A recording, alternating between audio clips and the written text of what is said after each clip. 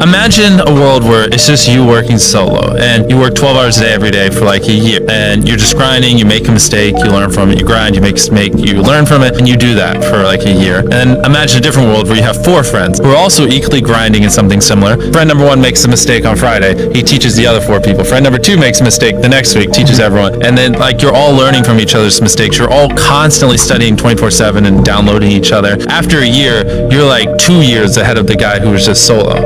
You kind of see what I'm saying? Because most people that I talk to, because I like to counsel small channels sometimes, just get in the motions of just whatever, you know, and it's just like, if you just took a step back, like, I haven't even uploaded in the last week. I don't care, you know, it's not like it's that big of a deal.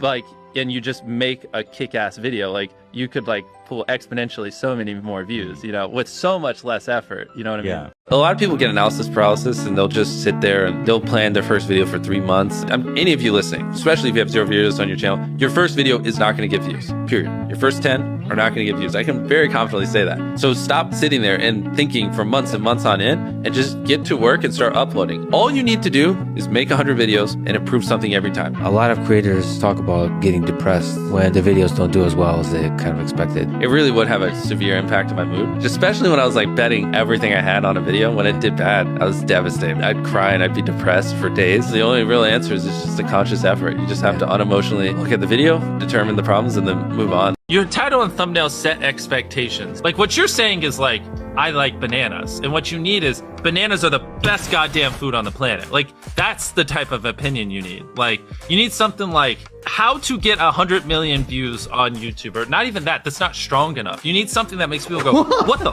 fuck? What the fuck did he say in that video? What the fuck? I need to know. And at the very beginning of the video, to minimize drop-off, you want to assure them that those expectations are being met. If you're putting 1 million Orbeez in a pool, don't start the video with you shopping for, you know, your mom's birthday present. At the beginning of the video, just say, this is 100 million Orbeez. We're gonna fill this pool and this entire backyard with them. Match the expectations, and then you want to exceed them. So you want to assure people that what they clicked on is what they're getting, and then blow their mind and be like, but you're also getting even more. Anytime you say the word algorithm, just replace it with audience. The algorithm didn't like that video? No, the audience didn't like that video.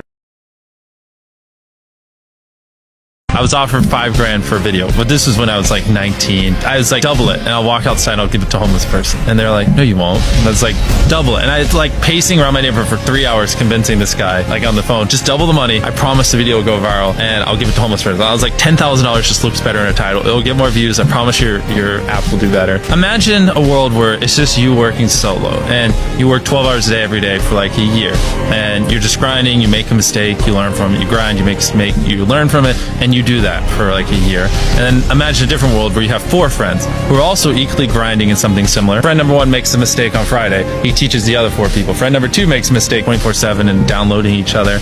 Like, after a year, you're like 2 years ahead of the guy who was just solo. 8 or 9 years, like every dollar I've made, I just spent it the next month on content. And I just did that every single month, and it just kept getting bigger and bigger, and here we are. I don't care about making money, I don't care about time, I don't care about anything. I just want to make the best videos on the planet. Your first video is not going to get views, period. It's not. Your first 10 are not going to get views. I can very confidently say that. All you need to do, this applies to people who have dreams of being a YouTuber, is make 100 videos and improve something every time. Do that. And then on your 101st video, we'll start talking. My first 500 videos didn't deserve to get 1 million views. Like, there's a reason they did. They're terrible. But at the time, I thought they did. I'm in the mindset of a lot of small YouTubers where I thought those videos deserved 1 million views, and I thought the algorithm hated me. When I watch them back now, and I can tell you exactly why. The videos are just horrible.